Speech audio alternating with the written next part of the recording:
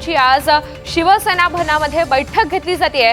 या बैठकीला सुरुवात झालेली असून उद्धव ठाकरे आज पदाधिकाऱ्यांना मार्गदर्शन करतात। इतकी वर्ष लढलो, मुंबईला कुणी हिसकावू शकलेलं नाही अशी घोषणा आजच्या या बैठकीच्या दरम्यान उद्धव ठाकरे यांनी केलेली आहे आणि इशारा सुद्धा दिलाय। उद्धव ठाकरे यांच्या बातमीतली ही इनसाइड स्टोरी आपण पाहतोय। या बैठकीला सुरुवात झालेली असून आज महत्त्वाचा कानमंत्र उद्धव ठाकरे सर्व पदाधिकाऱ्यांना करतायत।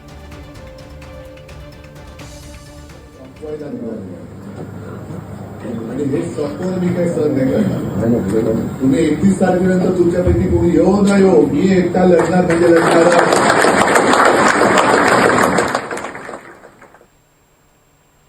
अधिकची माहिती जाणून घ्या, देवेंद्र कोल्हटकर आपल्या सोबत आहेत। देवेंद्र, उद्धव ठाकरे यांच्या या बैठकीमधली इनसाइड स्टोरी नेमकी काय?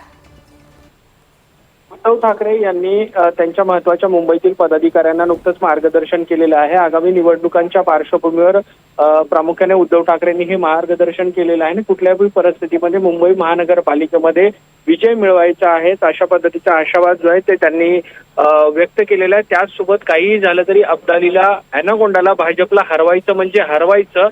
आज तुमचा जो जोश आहे तो 16 जानेवारीला देखील जल्लोष करायचा आहे, तशा दृष्टीने तुमची ऊर्जा असली पाहिजे। त्याचसोबत ठाकरे बंधू एकत्र येण्याला ऐतिहासिक पार्श्वभूमी आहे। महाराष्ट्र धर्माचं रक्षण फक्त शिवसेनाच करू शकते असं देखील उद्धव ठाकरे त्यांच्या भाषणामध्ये म्हणाले। महत्वाचं म्हणजे आज उमेदवार फायनल करणार आणि उद्या जाहीर करणार। उमेदवारी यादी हा माझा आदेश आहे, एकही शिवसैनिक पक्ष सोडणार नाही असं देखील महत्वाचं वक्तव्य उद्धव ठाकरे यांनी विजयाचा निर्धार आजच्या या बैठकीमधून करण्यात आलेला आहे। देवेंद्र, धन्यवाद सविस्तर माहितीसाठी।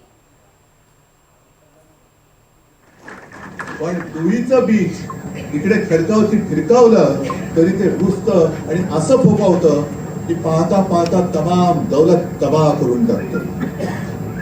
आपल्याला पुन्हा तोच अनुभव घ्यायचा आणि आपल्या डोळ्यात देखत आपलं आयुष्य आणि त्या सगळ्या हुतात्म्याने बलिदान करून रक्त सांडून मिळवलेली मुंबई हे 2 गुजराती होय, मी त्यांना मुद्दामून म्हणतोय, हे 2 गुजराती हे आपल्याला गिळायला निघाले। आणि तरी देखील जर का आपण आपल्या व्यक्तिगत महत्वाकांक्षा घेऊन तुझं माझं करत मुंबई त्यांना आंदोलन देणार असू तर माझं म्हणणं की लढाई न लढलेलं